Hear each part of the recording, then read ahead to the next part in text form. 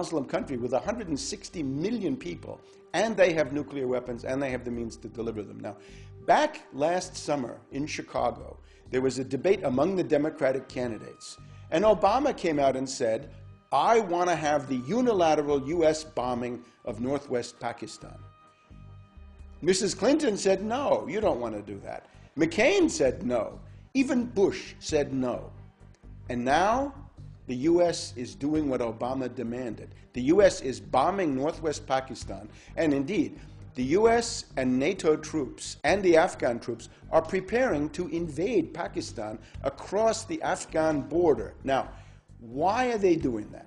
This is the one part of the world where they still talk about bin Laden, Al-Qaeda, the war on terror, all of this idiotic mythology. Why are they doing it? They want to destroy the Pakistani central government. You probably saw the statement the other night from the Prime Minister of Pakistan, Gilani. He says, our national honor and sovereignty does not allow foreign troops to come into our country. And he's absolutely right. But the US and NATO are now going to do that under the new policy. The goal is to destroy Pakistan. You see Iraq now carved into 3 parts. Pakistan will be into 4 or 5 parts. It'll be Sindh, Pashtunistan, Baluchistan, Waziristan, and on, and that will never end. That's the goal. Now, why are they doing that? Not so much because it's an Islamic country, although that does figure in, mainly because it's a potential ally of China. It's traditionally friendly to China, and under conditions of world crisis, Pakistan would tend to gravitate back towards China. So look at our hit list now. We've got not Iran on the hit list anymore. Iran is now a candidate to be played against Russia, but the hit list is now Sudan and Pakistan. So that's the change. And Obama is the one who demanded the attacks on Pakistan, when everybody else said no. So McCain, ironically, was a better friend of the Muslims than Obama was, because McCain said, I talked to General Musharraf about these things. I don't do it unilaterally. And Obama said, no, it's got to be unilateral. That's the Brzezinski policy. That's what, of course, Obama has no idea. Obama doesn't even know where Pakistan is. So he's spouting the line that Brzezinski gave him. Brzezinski's argument to the neocons is to say to the neocons, you're fools, you're bunglers, you're so obsessed with Israel and the Persian Gulf and Iraq and Iran that you've lost the big picture. And the real power in the world, of course, is Russia, China. Those are countries that are seriously capable of resisting the US and the British, and you've got to focus on them. And India, of course, would then become a big asset in that regard. Japan is another one. There's just been a summit of Japan and China.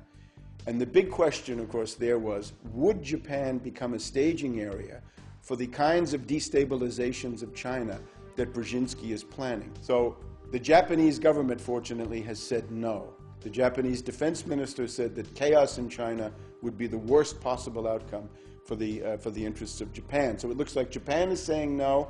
Looks like Taiwan is saying no.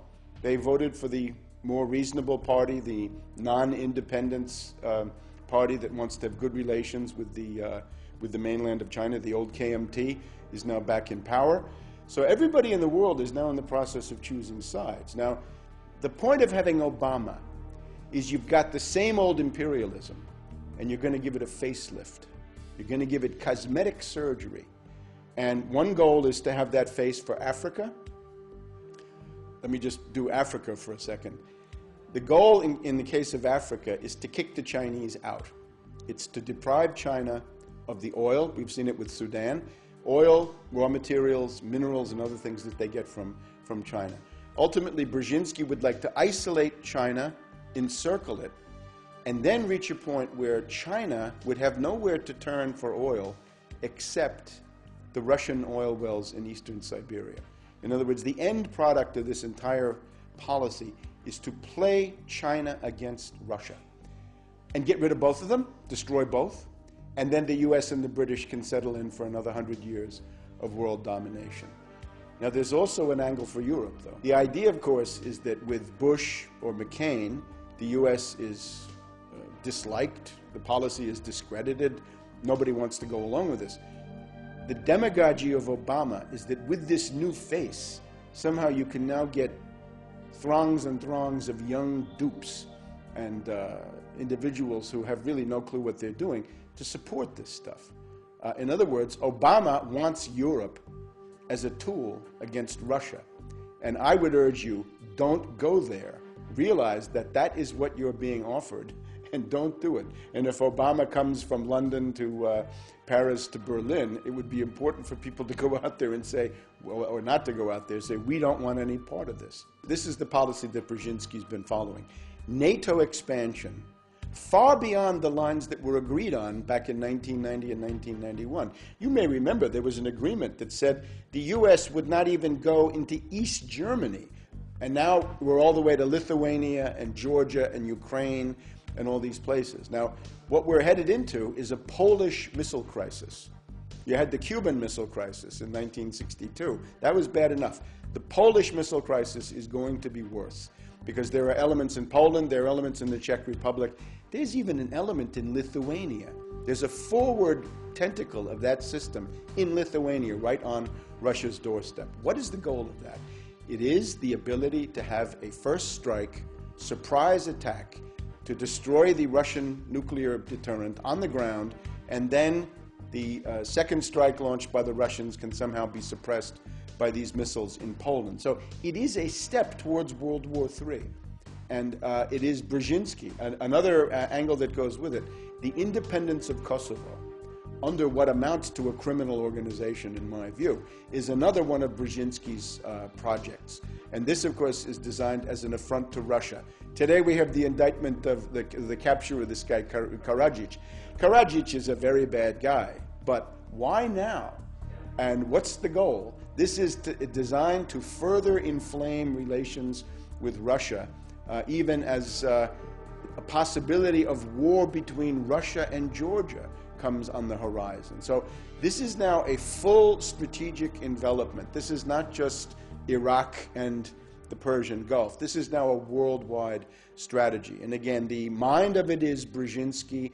This is already being implemented in the United States. I better point that out too. You think you see Bush and Cheney as the leaders of the United States. They're not. They're gone. They're finished. Not even lame ducks. They're the janitors of the White House, the groundskeepers. They're there for show. They're just figureheads to make people think that normal stuff is still going on. Power has now passed into something called the Principals Committee. And it's just the leading government ministers, the secretaries of the main executive departments, an interministerial committee, if you will. Rice of the State Department, Gates of the Pentagon, Paulson of the Treasury. Admiral Mullen of the Joint Chiefs of Staff is a very important guy also in this. But these people are bureaucrats. They don't really have policies. The policies that they're carrying out are from Brzezinski, and that is no attack on Iran, make a deal with North Korea. And Cheney was horrified by that. Cheney almost had his 99th heart attack over the deal with North Korea, and this was done by Rice. But attack Pakistan, get ready to attack Sudan, get ready to attack Zimbabwe, get ready to attack Burma. In many cases, it's done under humanitarian considerations. It's not bin Laden al-Qaeda. Pakistan is the exception. But in most of these places, like Sudan or Zimbabwe, it's human rights. Goes back to Carter, right? Goes back to the time when Brzezinski was running the National Security Council. So what you've got is a shift. Instead of having imperialism with right-wing slogans, you've got imperialism with left-wing slogans. But the content is either the same or, I would argue, worse, because the neocons had one benefit. They picked on relatively defenseless states. In other words, everybody knew there was no way that Iraq could strike the United States directly. It's not even easy to see how Iran could strike the U.S. directly. But when you get to Russia and China, that looks very different, doesn't it? Because now there are intercontinental ballistic missiles and H-bombs, and they can defend themselves, and they will. So the neocon game is over, but you can see that at least they had some limits to their insanity, whereas with Brzezinski, the insanity is essentially unlimited.